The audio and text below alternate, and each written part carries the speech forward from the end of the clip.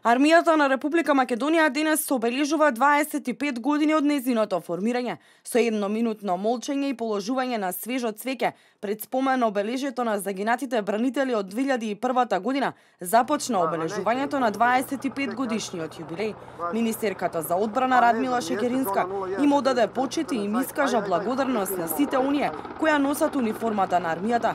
Шекеринска посочи дека сите војници и старешини кои учествуваа и помагаа во гасењето на пожарите ќе бидат парично наградени. Пожарите летово се проширија низ повеќе делови од нашата држава. Армијата повторно прва дојде на помош.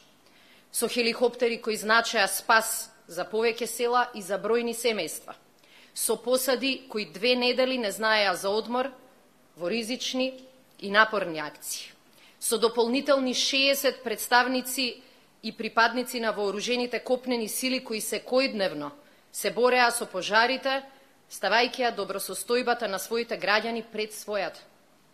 Оваа непоколеблива посветеност, оваа жртва, заслужува да се вреднува од сите нас и од државата.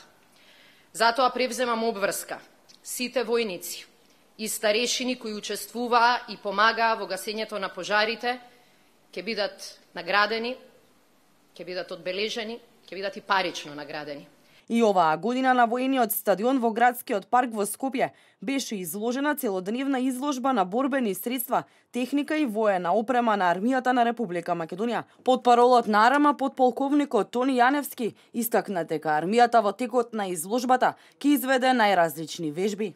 На изложбите вообичаено и како досега што ни беше пракса, изложуваме само дел од она опрема и оружје која поседуваат единиците на армијата на Република Македонија. Во моментот тука најинтересни тоа го правиме врз основа на анализи од претходните години кои средства би биле најинтересни и во моментот тука се изложени 2 хеликоптери од кои едниот е Ми-8 кој до скоро фактички беше и до вчера вклучен во гасењето на пожарите, школски хеликоптер Бел, меѓутоа и многу артилериски орудија кои повеќе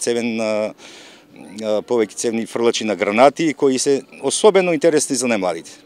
На градските гробишта во Бутел во Скопје, повеќе делегации со воени почести денеска положија цвеќе на партизанските гробишта, на гробот на загинатиот претседател Борис Трајковски, поранешниот претседател Киро Глигоров и на гробот на генерал Михајло Апостолски.